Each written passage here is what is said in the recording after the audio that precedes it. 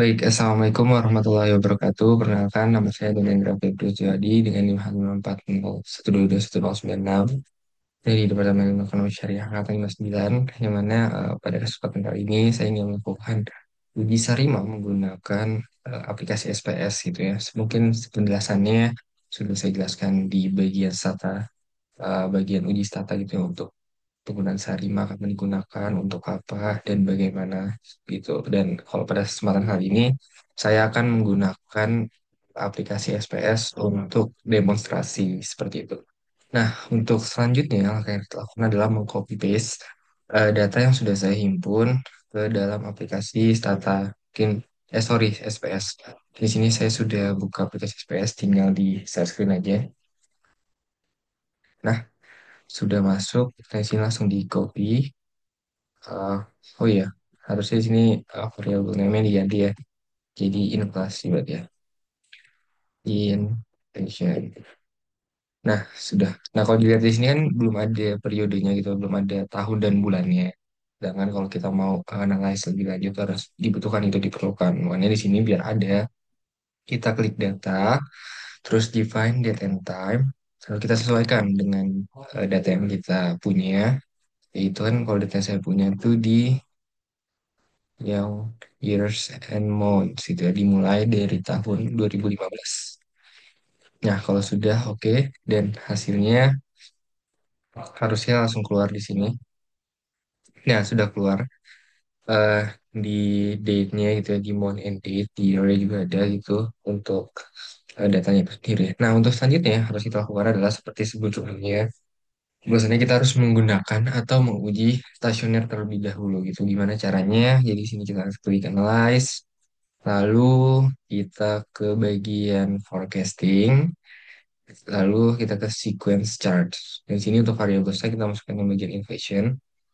Seret kalau udah langsung saja kita oke. Nah, sudah ada hasilnya di sini langsung keluar ya gambar grafik ya. Yang mana di sini bisa menunjukkan polanya ini agak musiman gitu. Dan kalau bisa dilihat dari sebelum-sebelumnya dari yang Arima juga uji Arima, kalau dari data yang saya gunakan ini udah teruji gitu ya, atau bisa dibilang udah stasioner gitu. Makanya kita bisa melanjutkan untuk langsung ke tahapan mencoba uji Arima gitu ya. Dengan menggunakan di sini caranya kita klik analyze, lalu kita ke forecasting, lalu kita ke auto correlation. Di sini kita masuk variable inflation. Nah, di sini untuk difference-nya nggak usah dimasukin karena kita masih pakai level yang pertama gitu. Jadi belum pakai push difference. Dia langsung di OK-in. Seret. Nah, di sini langsung keluar hasilnya. Langsung keluar grafik-grafiknya, like number-nya, dari CF-nya sama PHCF-nya.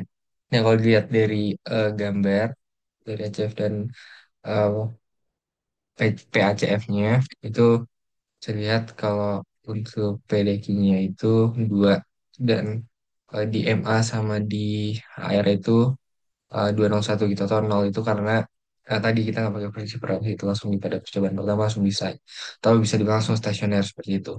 Nah, kalau udah ketemu juga tadi di PDQ-nya 201, kita bisa langsung lanjut ke tahapan menguji uh, arimanya ya, bisa dibilang.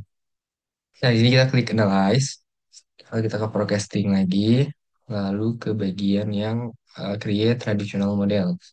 Nah, kita masukin variabel inflation untuk dependennya, lalu di metodenya kita masukin yang ARIMA. Tuh, lalu setelah itu kita klik kriteria. Nah, di sini karena tadi sudah ketemu 201, berarti kita masuk di non-seasonalnya 2. Untuk PDQ-nya itu 201, begitupun dengan di bagian seasonalnya. Nah, kalau sudah, kita langsung continue saja. Nah, oke, sudah continue, lalu kita ke yang bagian statistik nih setelah variabel. Nah, untuk yang dicentang ini di R square, root mean, mean absolute, terus di static for comparing model saya juga di CP semua. Terus di sini juga yang mean absolute errornya juga dicentang. Lalu kita ke plots. Nah, ini yang plots for comparing models, yang bagian sebelah kiri ini dicentang semuanya. Yang each plot displays ini dicentang semua. Oke, nah autopillar di filter di skip aja. Sebagian save, nah karena kita mau mencoba forecasting atau meramalkan gitu ya, untuk prediksi beberapa bulan ke depan, kita di sini save atau checklist yang bagian predicted values option. Nah di sini kita mau sampai berapa itu tahun ke berapa untuk predictingnya, sampai bulan ke berapa. Kalau saya karena tadi berakhir data saya itu berakhir di 2018 Desember, saya mau forecasting atau melakukan atau prediksi ke 2019 sampai bulan ke-6 seperti itu. Nah, kalau sudah langsung saja diklik OK. Nah, di sini akan keluar ya hasilnya.